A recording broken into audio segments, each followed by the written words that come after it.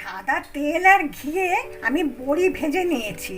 সেই তেলটার মধ্যে আমি একটু কালো সর্ষে ফোড়ন দিলাম, একটা তেজপাতা দিলাম, বীজ ছাড়ানো একটা শুকনো লঙ্কা দিলাম, কাঁচা পেঁপে কুড়িয়ে রেখে দিয়েছি, মানে গ্রেট করে রেখেছি, সেটা দিয়ে দিলাম।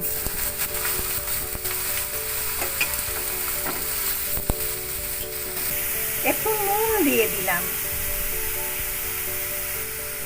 একটা চাপা দিয়ে দিলাম, দিয়ে চাপার মধ্যে একটু জল দিয়ে দিয়েছি যাতে তলাটা না ধরে যায়, সেই জন্য। আমি এতে একটু আদা বাটা দিলাম, তার অর্ধেক আমি রাঁধুনি দিলাম,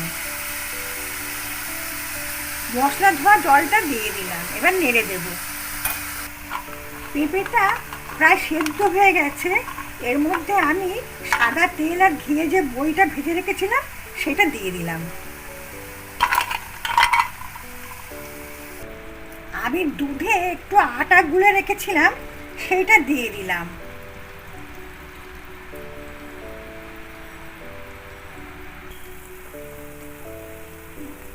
রেসিপিটা কমপ্লিট হয়ে গেছে, দেখুন ঘি আর তেল ভেসে উঠেছে। আপনারা যদি ইচ্ছা করেন তাহলে পরে ফোড়ন দিয়ে লঙ্কাটা ফেলে দিতে পারেন। রান্নাটা কমপ্লিট হয়ে গেছে। আপনারা সামনের পাতে ঝরঝরে গরম ভাতের সাথে প্লিজ ট্রাই করবেন। সাবস্ক্রাইব করে প্লিজ আমার পাশে থাকবেন। নমস্কার।